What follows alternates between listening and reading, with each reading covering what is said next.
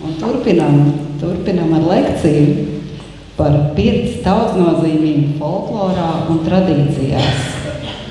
Un lekcijas aicināšu vadīt Latvijas Universitātes Humanitāro zinātņu fakultātes Filozofijas un socioloģijas institūta vadošo pētnieci, bioloģijas doktori, filozofijas maģistri Aidu Rancāni.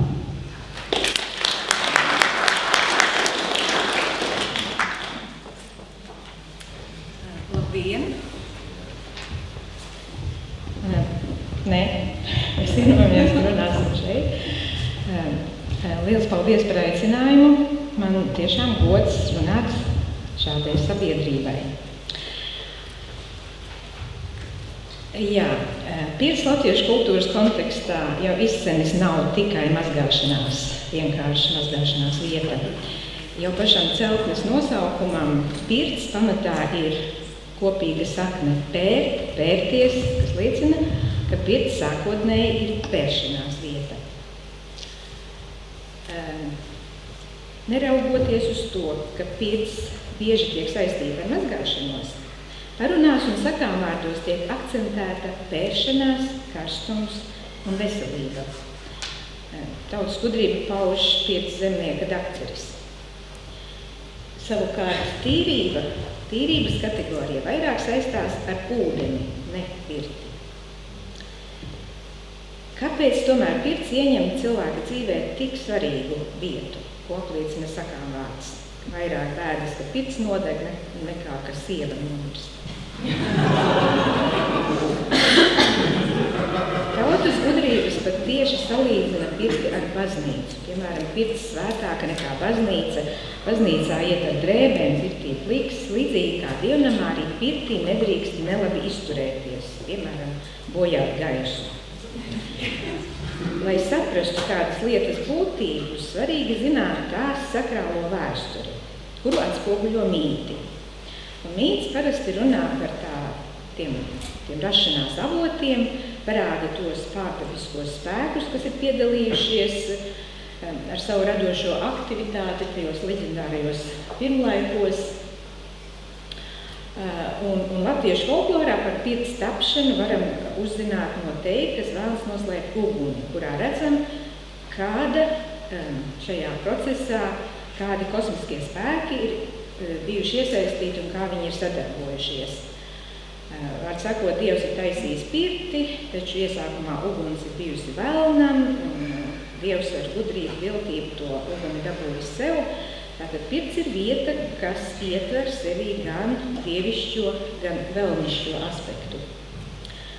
Starp citu, aplūkojot folkloras krātuves arhīvā esošo teiku masīvu, pārsteidzošs vairākums teiku runā tieši par velna, nevis dieva atrašanos un darbošanos pirtī. Velni jaunkungu izskatā pirtī vērš meitām muguras, vakarē kopā ar tām, bojā gaisu un tā tālāk. Ar pirti kā radību vietu folkloras tekstos saistītas arī sievišķās dievības, Māra un Laima. Iešana laimas pirtiņā nozīmē radības. Arī pēc pēršanās nomazgājot lāvu, pirtī nāk laimas māte, tāpat beidzot mazgāties, jāsamet stiprs gars, jo pēc tam vēl Māra iet mazgāties. No zemāko dievību un garu pasaules tekstos saistībā ar pirti tiek minētas zemes dievs, ir mājas gars, arī gari, kur ierodas pēc tam, kad cilvēki beiguši mazgāties un kuriem tiek atstāts ūdens. Pirtī sastopams arī Pirts gars, jeb lodars, kas ir divdabīgs tēls, kas var būt gan mīlīgs, gan bīstams, var saplosīt cilvēkus, kas iet vienatnē. Tādi ir pieraksti. Pirts sakrālo raksturu nosaka arī tās telpiskais novietojums.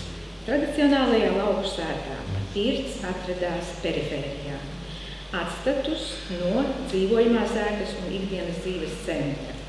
Un šī atrašanās vieta jau simboliski iezīmē robežu starp divām pasaulēm. Ikdienišķo sociāli sakārtoto dzīves telpu un ārpus tās esošo telpu, kurā darbojas viņasaules spēki. Tāpēc ar pirts apmeklējumu diennakts ritējumā, kā arī ar uzvedību pirtī saistīti vairāki aizliegumi.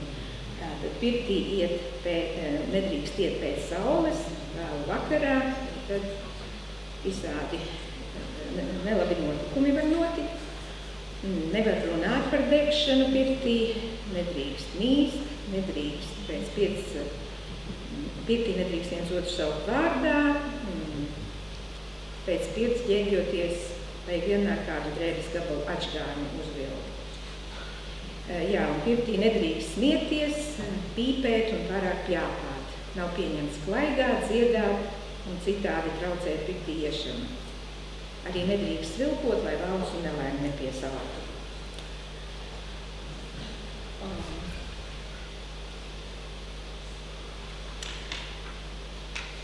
Sausu pirti bija doma tālāk runāt. Jā. Tātad pirts un ar to saistītie rituāli latviešu tradicionālajā kultūrā bijusi nozīmīga cilvēku mūža godu un kalendāro svētku sastāvdaļa, kā arī dziedniecība ir notikusi pirtī. Tātad pirts kā laimes un māras piederums un aizgādības vieta ir saistīta ar dzemdībām. Un šādā aspektā tā ir brīvdabīga un nozīmē gan dzīvību, gan nomiršanu dzemdētājai un viņas bērnam. Tāpēc rūpējas, lai viss būtu kārtībā. Pirts izslaucīta, sakopta, pirts tā kā izravēta. Pirtī ir ziedots, laimai, mārai no pirts izejot, arī pirtīžā ziedo. Vista tiek kauta vietā, kur rodas jauna dzīvība. Vai kāda brīvīte, vai kara gredzens, zelta nauda. Runājot par cilvēka mūža godiem, tad pirts ir kurināta pirtīžās, tā varētu būt krustabjo sastāvdaļa, iepriekšējais vakars pirms krustabām. Pirts ir izmantota vedībās, ir liecība, ka brūte pēdējā vakarā ir gājusi uz pirti.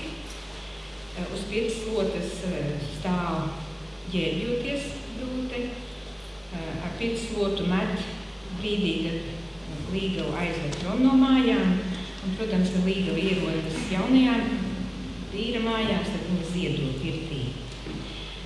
Arī ar bedībām saistīta pirts, jo ķermenis tiek mazgāts pirtī.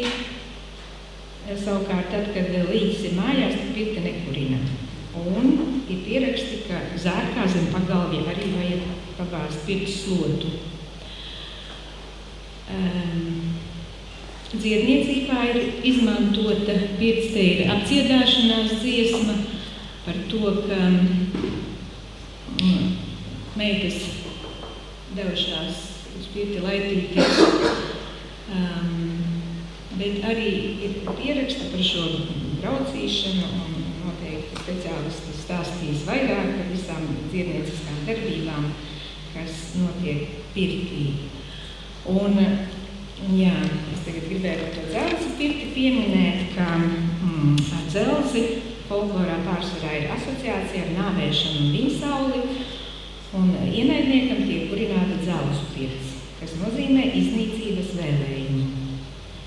Tātad dzelzu pirts ir dzīvībai nelabvēlīga, bet nāvējoša, un kaitīgo sastāvā tiek minēta ozola malka, kas ir pārāk spēcīga, varas lota, dzelzs, tērauda klātbūtne. Šajā gadījumā pirts tiek kurināta ar tērauda adatām ar oglēm. Un arī Dievs tiek aicināts palīdzēt šajā ienaidnieku nīcinošās pirts kurināšanā.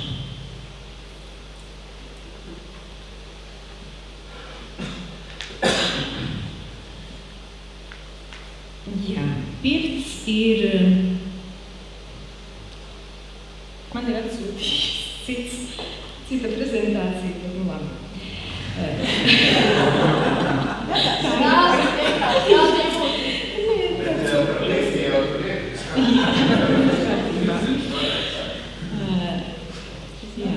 Doma bija par Ziemassvētkiem, jā, ka pirts ir arī tā kā ieeja saulē, jo pirtī sākas peles ceļojums.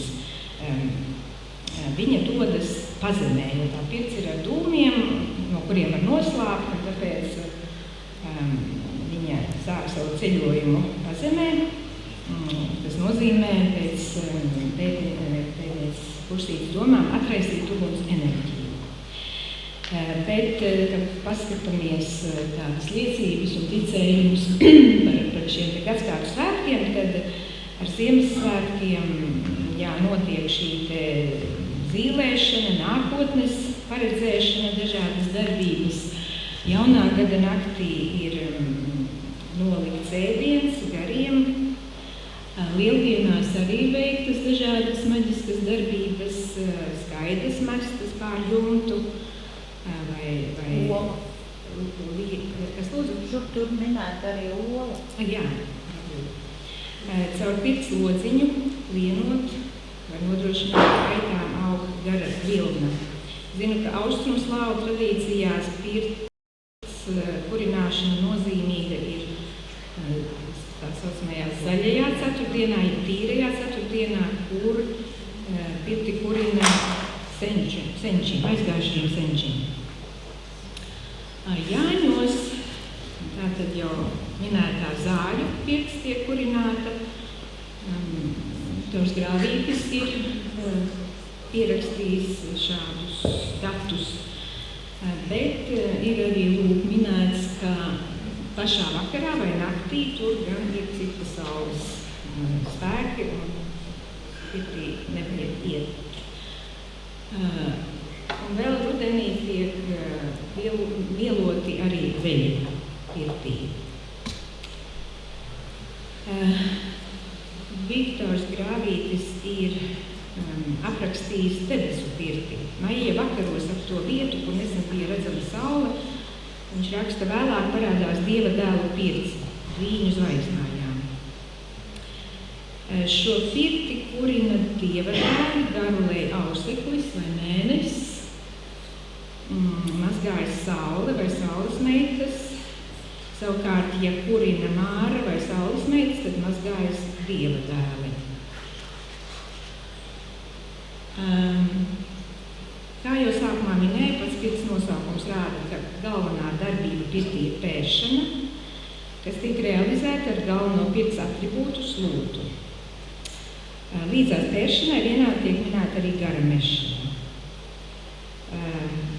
Pirms kāzām Dieva dēli dara pirti, kurā saules meitas iet pērties. Pirts rituāli un slotas lietošana ir nozīmīgs debesu kāzu priekšspēlē. Brīdis. Nav šaubu, ka minēto darbību nozīmju lauks saistās ar seksualitāti. Īpaši tas novērojams tautas dziesmās, kurās uzsvērta dzimumu atšķirības starp pirts kurinātāju un to, kas iet mazgāties. Pirts kuršana, gara mešana, kumeļa ielaišana rožu dārziņā ir dzimuma akts, kur simboliski vīrišķā puse savienojas ar sievišķo pusi. Arī uguns un ūdens klātbūtne pirtī simbolizē šīs divas sākotnes, kurām sakars ar radīšanu. Arī dzīvnieki ir minēti kā pirtī gājēji un kurinātāji, un tas rāda jau to pirts nozīmīgu lomu. Erotiskā pirts. Tā tiek minēta apdziedāšanas dziesmās un mīklās. Mīklās par pirti atrodam vienīgi šādu simboliku.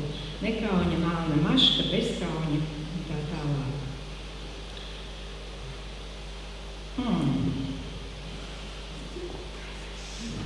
Tiešām. Cita prezentācija. Jā, labi.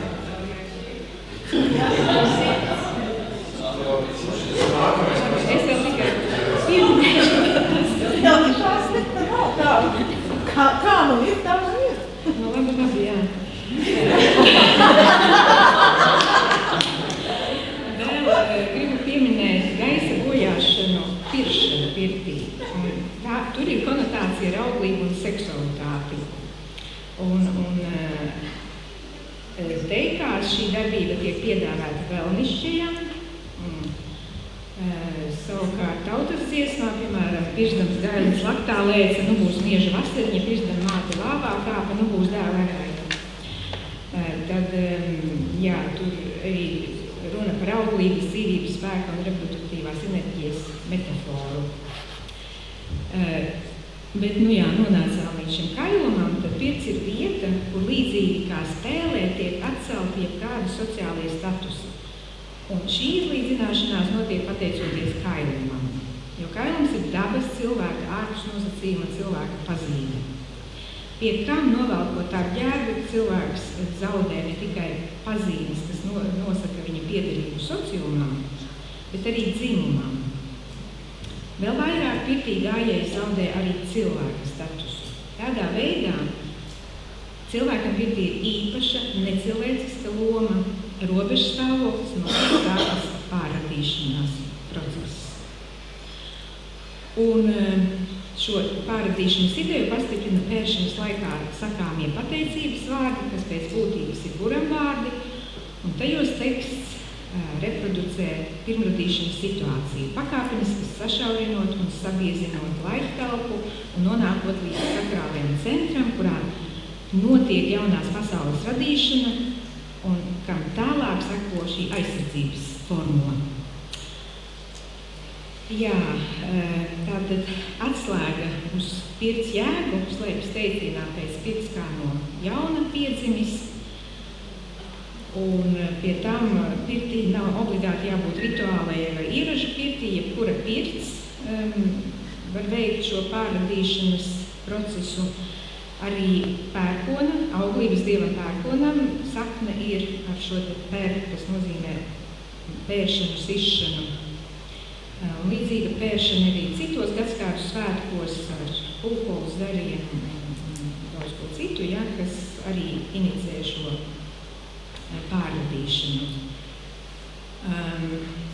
Pirtslotas ritmiskās kustības, kas tiek pielīdzinātas seksuālām darbībām, rezultējas jaunas ideālas pasaules vai stāvokļa vai būtnes radīšanā.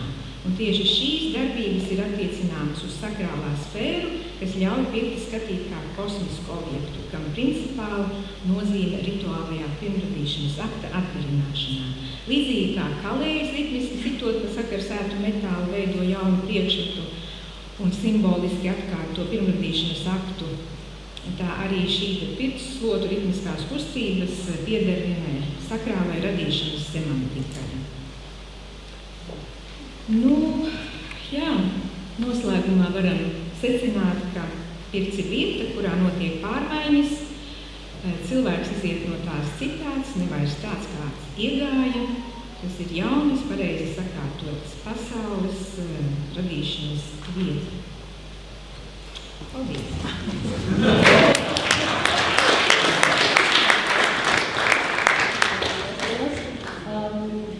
Būs jautājums, izmantošu priekšrocību pirmā pajautāt jautājumu. Man ir jautājums par tradicionālo kultūru un godiem. Ja tur bija viens ticējums par to, ka Jāņos novēl nelabvēlīgu pirti. Kad tad gāja pirti? Pirms godiem? Jāņi ir gadskārtu svētki, un Jāņos gāja zāļu dienā. Tas ir pat iepriekšējā vakarā, pirms zāļu dienas vai zāļu dienas rīts diena. Pašos Jāņos? Vakarā sākās Jāņu svinēšana, un pirtī jau darbojas. Pēc saules vispār, nesakā, pirtī nav viens. Man ir provokatīvs jautājums, lai Izieties pie vārda. Šīs te cilvēka robežas situācija pirtī. Saki lūdzu, vai tu arī vēsturiski iezīmēt, vai tam ir saistība ar kristīgajiem priekšstatiem, vai tam ir senāks slāņu satakšana? Priekšstati par pirti noteikti ir arhaiski un seni. ne tieši par šo robežšķi. Protams, centrs un perifērija tie pamat priekšstati. Bet tas, ka uz lietām, kur figurē auglība, kristietība uzliek savus tabū, Tas varbūt arī tajā ticējumā redzams, kur kailie cilvēki nosaukti par nešķīstiem. Jā, bet pamatā jau visi šie priekšstati tur ir apakšā. Arī tas teicat par dzelžu pirti kaut kā kaitīsisko, bet tur ir dzelžu burovārti arī. Bet dzelžu burovārti arī kaut kā ir pirtī. Jā, te ir, pirmkārt, ir jānodala cilvēka līmenī pirts un varbūt mītiskajā līmenī vai kaut kādā simboliskajā līmenī. Par dzelžu pirti tiek runāts simboliskā līmenī. Tie ir tiešām buram vārdi, kad ienaidnieks ir jāiznīcina. Tas nenozīmē, ka reāli ir kurināta ar tērauda adatām pirts. Vai gan ozola malka ir pieminēta kā tāda, kas var iznīcināt pārāk stipra. Es atceros, varbūt, ka tas nebūs par tēmu. Mums Pirts Savienībā pacēlās tāds jautājums, ka visu laiku šādās nozarēs ir kaut kā bakalaura darba, kaut kā maģistra darba veikti. Jums ir kaut kā tādi bijuši par šo tēmu studentiem? Man nav nācies sastapties, nē. Bet es nevarētu un pie mums palūkt, lai kaut tā dabūt apskatīties, kas tur var. Lai neaiziet postā, studentu darbu. Tur jāprasa augstskolu pasniedzējiem. Tie, kas māca studentus varbūt. Jūs saka nemācat, ja? Kas lūdzu? Jūs saka nemācat. Es pētu, es nemācu.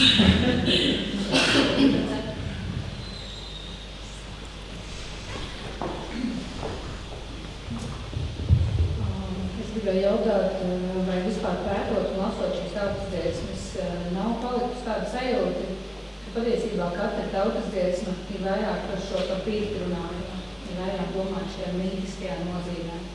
Un mēs pārāk tieši lasot un skatoties viņas, tā kā mēs ko redzu, to lasu, mēs īsti nevaram izprast to dziļo tautasdziesmas jēgu un tās tradīcijas jēgu, ja mēs skatāmies nedomājot simboliski. Vai tautasdziesma visu mēs skatāmies tikai vienkārši kā rakstīts, vai tomēr vairāk ar šo pirts tradīcijas pētniecību mums ir jāskatās tomēr simboliskā nozīme jāvērtē šeit? Pirmkārt, mītisko pasauli nevar nodalīt no reālās pasaules, tradicionālajā pasaules tvērumā. Tā ir tā simboliskā. Bet ir šie dažādi līmeņi, tas var būt dzīvnieku, tas var būt cilvēku, tas var būt dievību līmenis, bet tās reliģiskās idejas tur ir. Es par tām runāju vairāk nekā par praktiskiem padomiem. Teiksim, sirsnīgi paldies Aidai par lekciju, un pārējos jautājumus noteikti nekautrēties uzdot nākamajā kafijas pauzē.